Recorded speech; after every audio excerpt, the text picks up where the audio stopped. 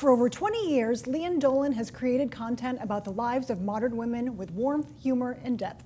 She's an author, radio personality, and public speaker, and today she's here to let us scratch the surface on how she came to be such a connective and relatable voice of and for women. Welcome, Lian. I'm so happy to be here. This is great. We're so glad you could be here.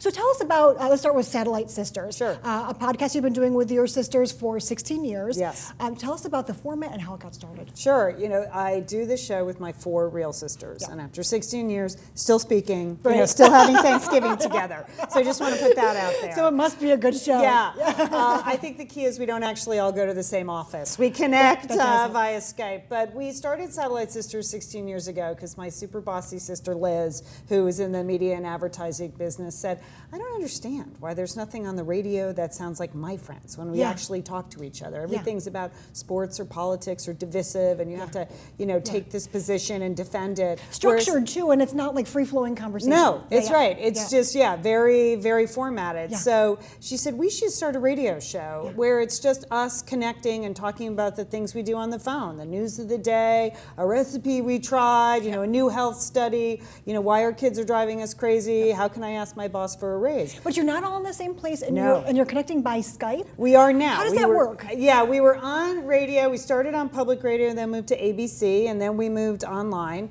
Yeah. And so we just, you could Skype your friends. We Skype, we record the call. We're trained now. We think of stories all week long. We see a news headline. We know we want to position it in a certain way. We all spit out our stories. I produce the show, do a rundown, and then we record it live to tape. We just go. We don't overthink it now after 16 years. But Very cool. It's really been an extraordinary journey. And how can people find it? At Satellite Sisters, Satellite the Sisters. website, yeah, Okay, or perfect. at iTunes or where Stitcher, wherever you listen to podcasts. All right, perfect. So from the collaborative process to the more solitary process of writing, Right. you have 2 amazing books, Elizabeth, the First Wife, and Helen of Pasadena. Yeah. Now those characters, in contrast to the sisterly large group conversation, the stories are more about one sort of outsider. Right. How did you get inspired to write those stories? Well, with Satellite Sisters, I was just enough talk with other women. Yeah. Time for But peace, yeah. one of the gifts of the show Satellite Sisters was we always talked about the transitions in women's lives. Yeah. Things like going into new motherhood or starting Yeah. a new job, or maybe you're going through a divorce or caring for your aging parents. Mm-hmm. And I knew that was a subject that really resonated with women. Mm-hmm. And I thought if I could take that and put it into fiction, and that's following a real character, somebody who's going through that, and tell her story in a contemporary way, but with humor, a little bit of satire, sort of an insider's understanding of what happens in the lives of women. But you always want to look at your characters and go, this is a point in their life where it's turning and their life is never going to be the same. And it's helpful with outsiders when you're doing satire to have that outsider position to look into the world of women. So I sort of tackled, moms and applying to high schools in my first book. In my second book, it was a woman that was sort of never good enough for her family. Yes. And my third book, which just finishing up, is is kind of looking at grief and kind of what that can do to the decision-making processes in your life. But that all sounds really serious, but they're not. You've read them; they're funny. Fun, engaging. So- Yes, very, very fun. Loved Yeah, it. Yeah, yeah. I really, really enjoyed that. So, and people can learn about all of these on your website. Yes. And you've also collaborated again with your sisters on something else in a book. That's right. This is our second Satellite Sisters book. It's called You're the Best, A Celebration of Friendship. And, after so many years on the air and so much living that we've all done, I'm the youngest of the sisters by a lot of years, actually. But we just wanted to write about the power of female friendships in our lives. How the women, our own Satellite Sisters, have kind of gotten us up and gotten us going and gotten us through the best days and the worst days. We felt like we wanted to write a thank you gift to our female friends. So the book is the collection of essays about, the friendships in our lives and how they evolve and change over time. Terrific. Yeah. Well, Lian Dolan, thank you so much for being here. My pleasure.